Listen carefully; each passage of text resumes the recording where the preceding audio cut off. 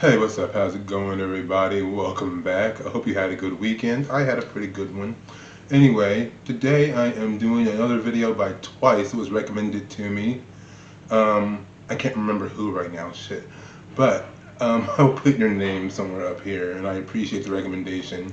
It's not personal. I just forgot to look it back up again when I was doing this. But it is Twice. I Can't Stop Me. And it's just interesting. I think the last Twice video I did was the Fields. It was the only one I've done so far. But I was told like you get deeper into them, there's a lot more to Twice. And I liked what I heard the first time. So enough rambling. Let's just get into this. First and foremost, I want to say, let's go back a bit. Let's go back. I like this. I like this setting. This kind of interstellar cosmic setting on this I want to say like this cosmic lake with this giant blooming flower. It's just visually it's beautiful, and I give it to him. I give it to whoever thought this up. Like excellent work. That's beautiful.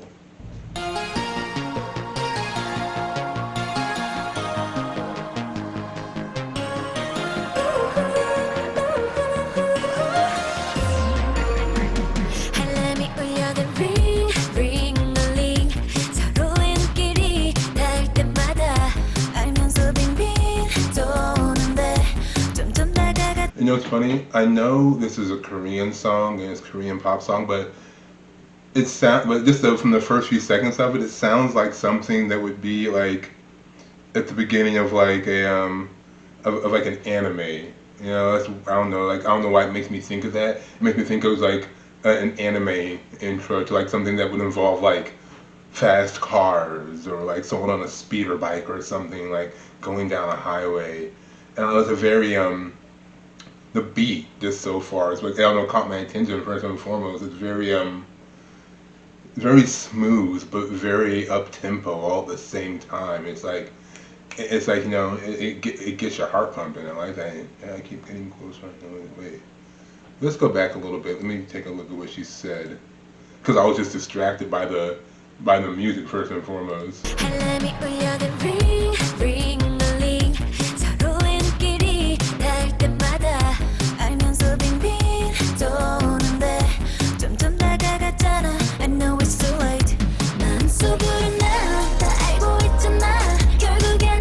First and foremost, I do like that beat change. The beat change was very good.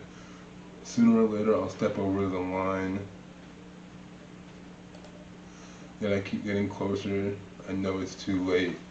So far I gather that she's in love with somebody, or she's got feelings for someone who she knows is pretty much not good for her, which is a running theme in a lot of songs. It's what I like to call like love songs that aren't really love songs, sort of. Although I'm only like a few seconds into it, so who knows, it can change.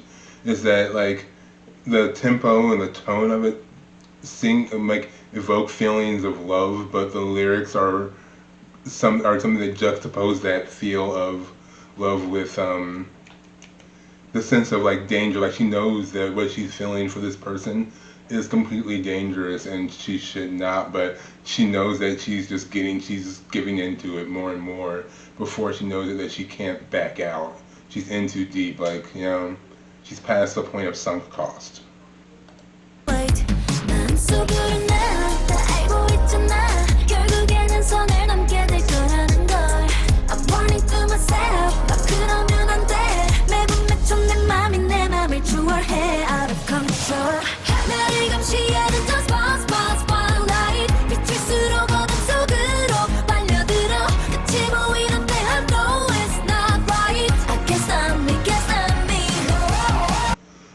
And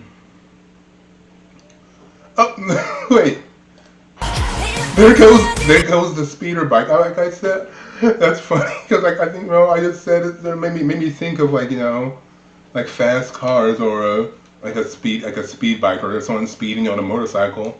And there goes the freaking motorcycle.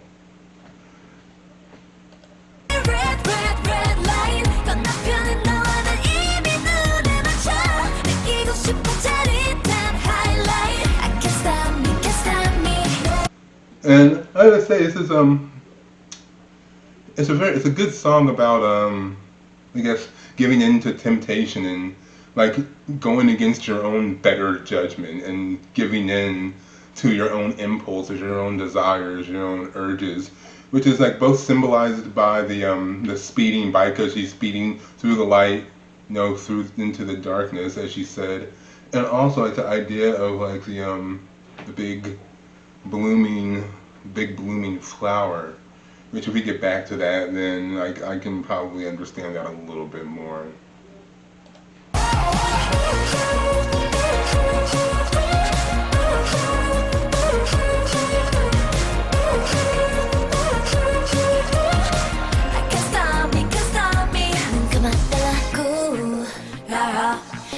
I gotta say though, like just the sheer visual nature of this video is insane, and the directing of it is great. Like the way they use the visuals and the way they transition between the visuals, like this right here,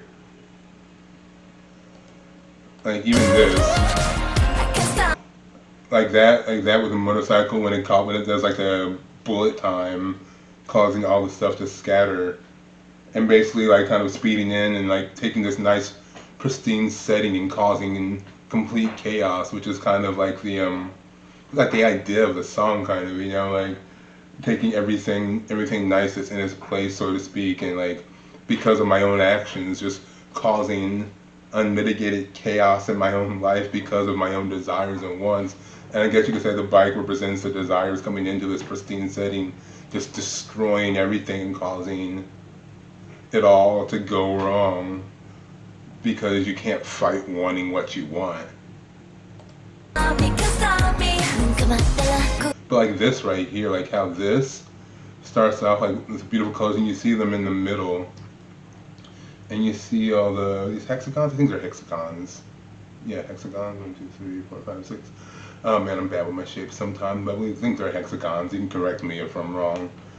And the way it's laid out, like kind of like it's a picture, but it's also kind of like it kind of reminds me of a kaleidoscope. But then the way that it flips is just, it's kind of trippy, but it's freaking awesome. You should not like watch this while on like acid or something. Ooh, yeah,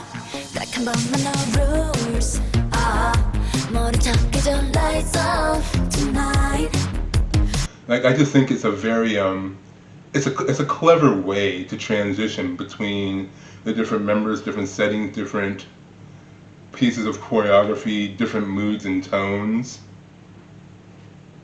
Because also, like, each transition kind of evokes a different feel, mood, tone, but it's a clever way to do that as opposed to just cutting between scenes.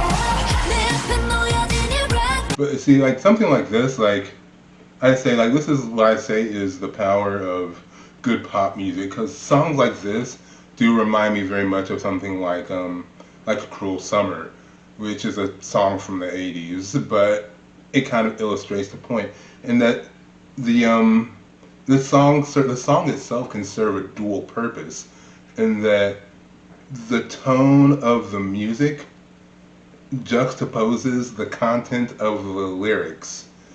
The lyrics are not I would say the music tricks you into feelings of elation, of joy, of fun, of a heart racing excitement.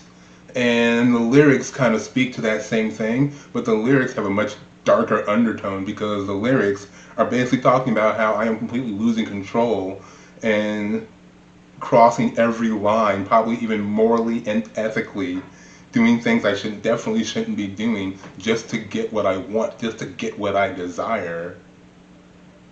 And I know there's probably taking me down a completely dark and wrong path. Like she said, like the light around me, but it's leading me down as I'm going down into the darkness.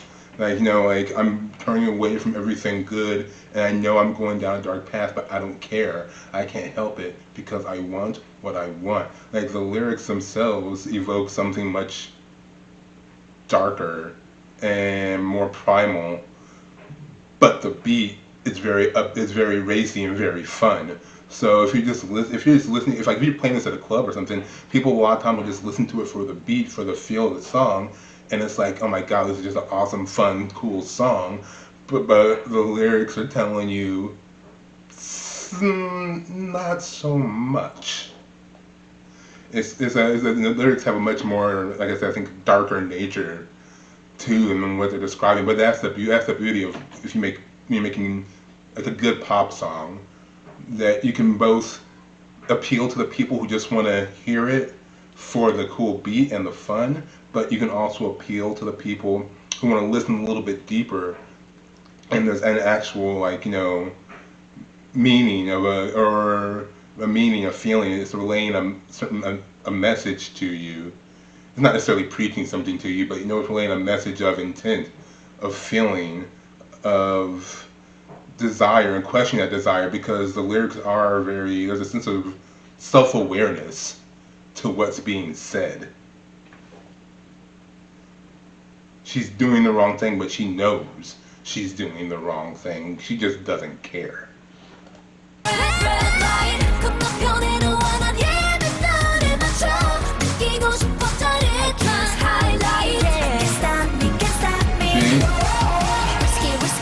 And that's the thing. I don't want to pause again too soon, but that's the thing also. Like, she doesn't care because she's wrapped up in the thrill. As we all know, sometimes if you get wrapped up in a thrill of something can be intoxicating. It can be all-encompassing. It can be engrossing. It can take you over. And that's all you really care about. That's all you really want. And everything else in your life can crumble around you, because that's really all you want. And like I said, like, I don't know, this scene right here, while it looks cool. I love how it looks. And I would think though that it kind of represents, at least in my head, you can correct me if I'm wrong. I know someone probably will, which is fine.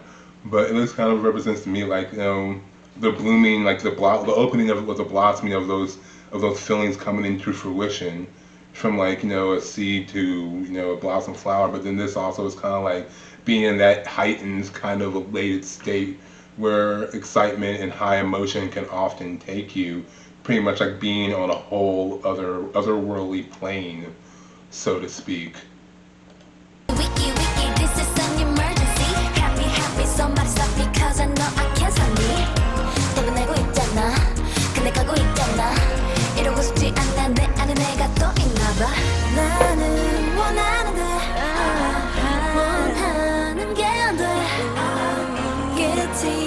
I can't stop me, can't stop me, can't stop me.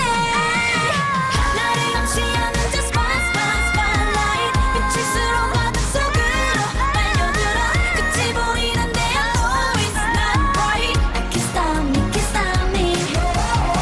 내 앞에 놓여진 이 red light 건너편에 너는 이미 눈에. I actually do like the visual of this, like of her in the white dress with the shining light, but she's surrounded by the darkness. Like, even though there's light poking through, she's encompassed by the darkness, and it's almost like the dress represents some form of like innocence, purity, but also trying to run away from that innocence and purity into the darkness to completely just ruin it all. 느끼고 싶어 짜릿한 highlight. I can't stop me, can't stop me. Yeah,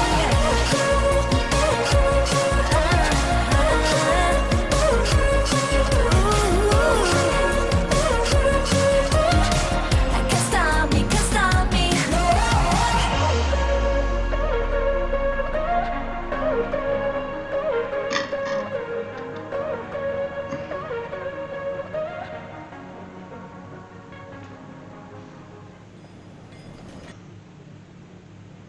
You know what? I like the way this ends because sometimes in a song like this, a lot of times they'll end it one more time with the can't stop me, but instead they just kind of let it fade out.